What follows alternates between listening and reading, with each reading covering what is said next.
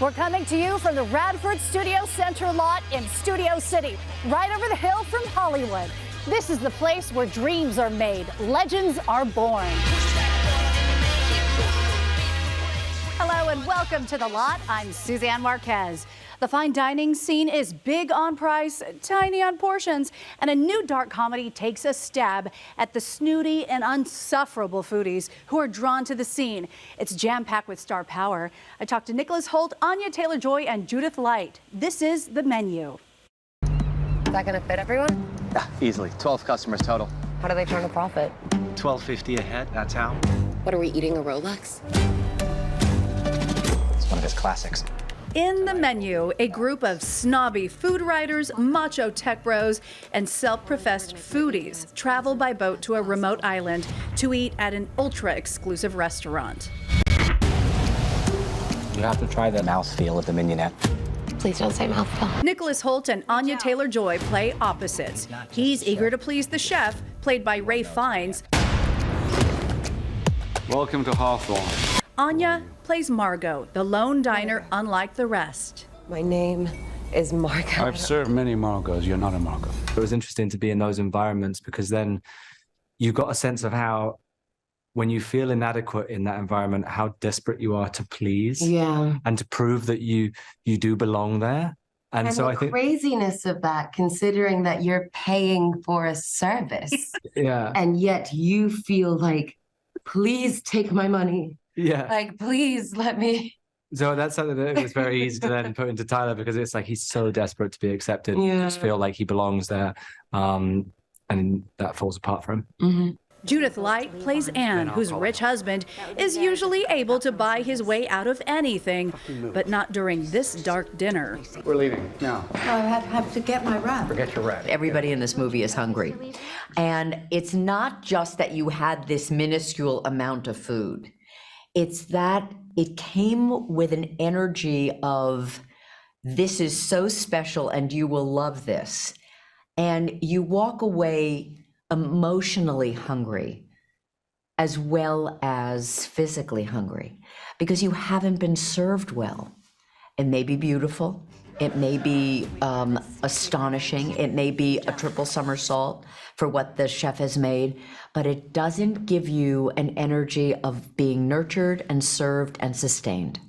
It's fun to watch the diners show off when most of us feel imposter syndrome in these stuffy situations. Whenever I go wine tasting, for example, it's like, okay, I don't know the vocabulary. So I just, I will give you one. So like sometimes, I don't know if you ever do this, but like maybe I sound crazy, but I sometimes end up saying lines from movies in like real life by accident. And the other day I was at dinner and I had a glass of wine and I was like, faint notes of longing and regret. And like now I'm keeping that forevermore. Anytime I have some wine, I'm just be like, That's longing and regret. That's very good. Mm-hmm. I actually watched Sideways again. Do you remember Sideways? Yeah. Oh, I watched that again, partly as research for this, just to kind of get into I don't know. I just wanted to. Also, I just wanted to watch it. And I was like, could that give you research? Yeah. I know. I've never been wine tasting, but I can imagine. I don't have a very sensitive palate, I guess. I can imagine. I just assume that you get really drunk during those. Yes. Like, whenever people are like wine tasting or like, here's another glass of wine for this thing, I'm like, dude, I need to walk home.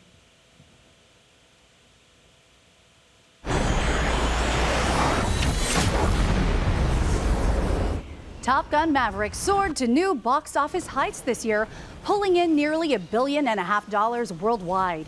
It's now one of the top grossing movies of all time and an early Christmas gift for some. The action blockbuster will be available to stream globally on Paramount Plus starting December 22nd.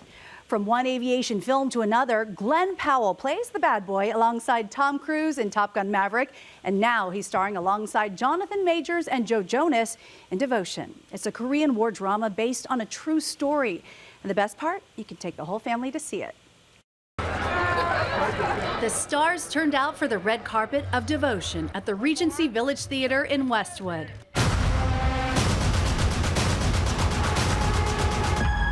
The film tells the true story of naval fighter pilots, Lieutenant Tom Hudner and Ensign Jesse Brown, who was the Navy's first black carrier pilot during the Korean War. It's quite rare where you get to a script and you finish it and you go, oh man, this is my hero. You know, so in addition to everything he's done, how he did it became a template, you know, as you said, as a man, on how to move forward, you know, how to love more, how to be a better citizen, how to be a better partner, how to be a better father, you know. The phrase devotion is not something we use quite often. You belong in the sky, Jesse. Just remember you belong down here with us too, okay? These two guys, Jesse Brown and Tom Hudner, they were the best of friends, best of brothers, and really what friendship's about. You know, it took them a minute to get there, but as you know, the story is so unbelievable, and the fact that this world that we live in doesn't know about this story enough, I'm so glad that it can be on a big screen. Glenn Powell co-stars with Jonathan Majors.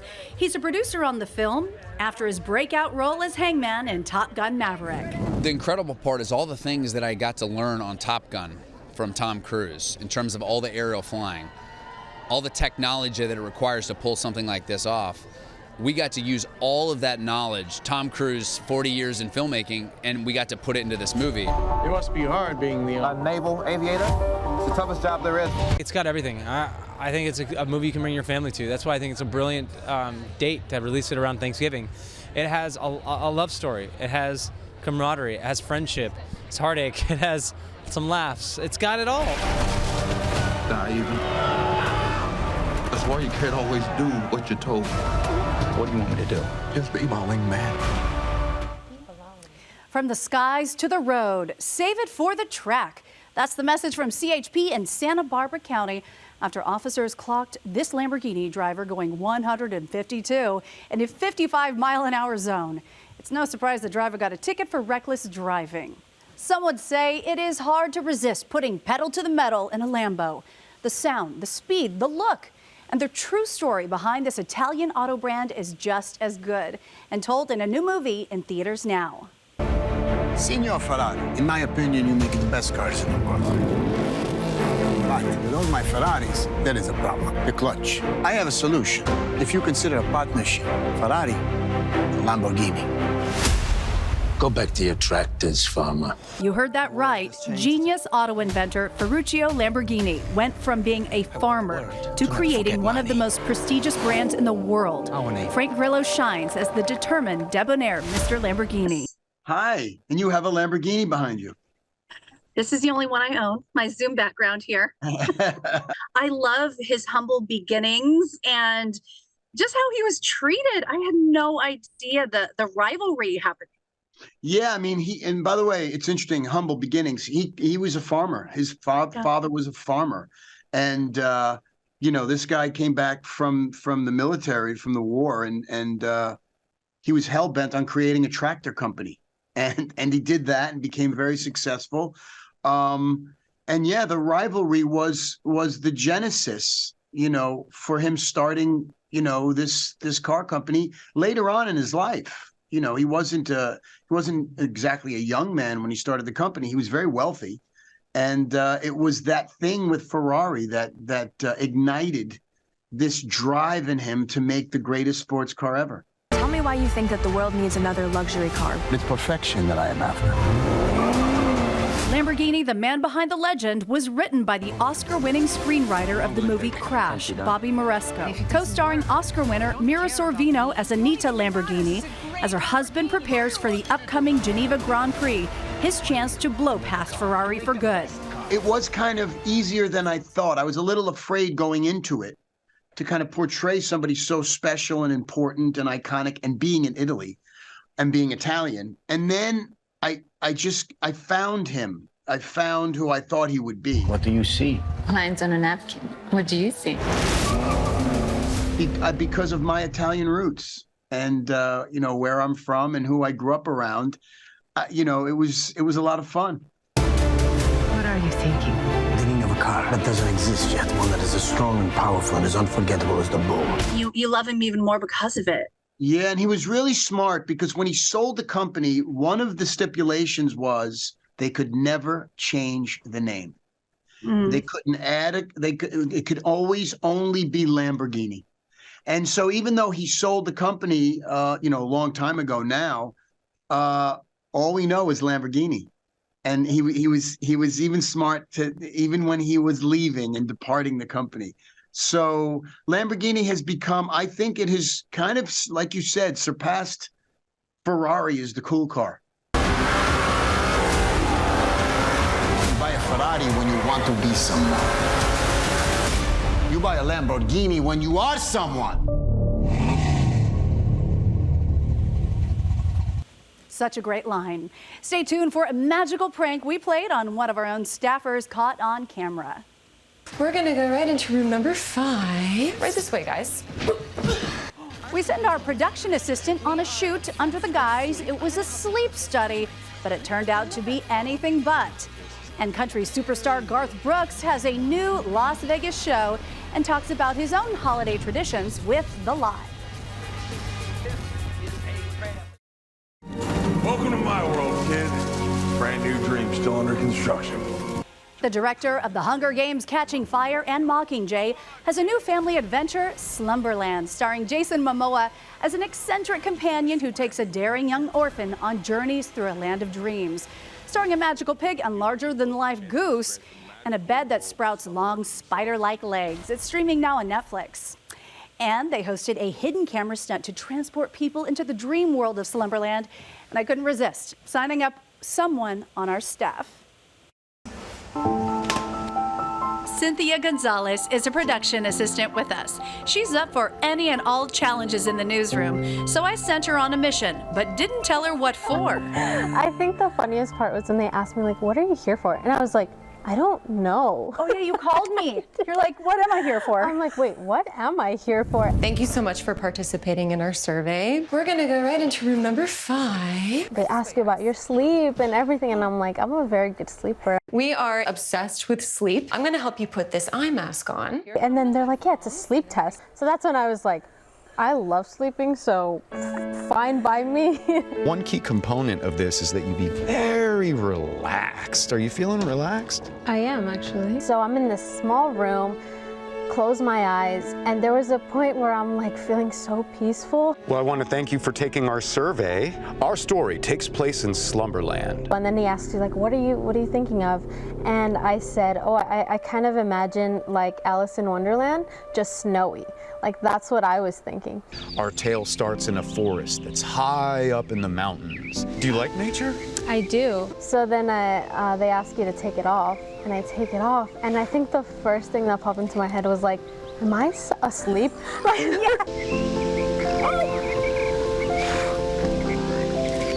The little pig started making noises and coming out at me, and that's when I was like, okay, that's weird. And then the goose came out. The goose was huge. This is really weird because this is exactly what I was imagining. It's like tripping me out. Whoa.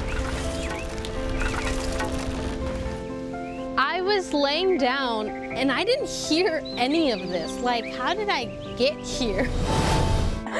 Okay, so would you sign up for a sleep study again? I would.